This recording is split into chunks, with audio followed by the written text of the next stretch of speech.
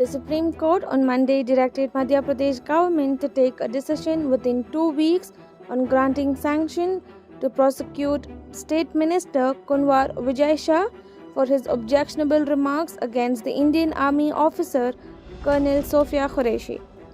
A bench headed by Chief Justice Surya Kant, along with Justices Dipankar Datta and Joymala Bagchi, noted that a court-appointed special investigation team had already completed its probe and submitted the final reports. However, further proceedings have been stalled due to the absence of mandatory sanction under Section 196 of the Bharatiya Nyaya Sanhita, which deals with offences promoting communal hatred and ill will. Pulling up the state government, the Chief Justice observed that the SIT report has been pending since August 19, 2025 and stressed that the law cast a clear obligation on the government to take a call.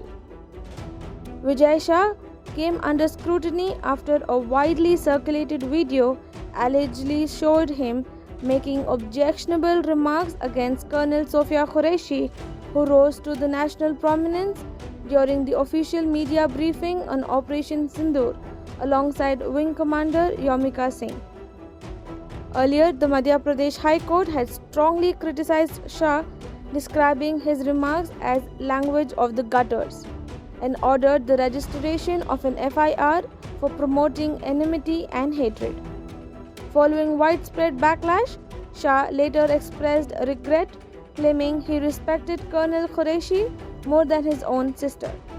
The Supreme Court has now made it clear that the state government cannot sit on the matter any longer.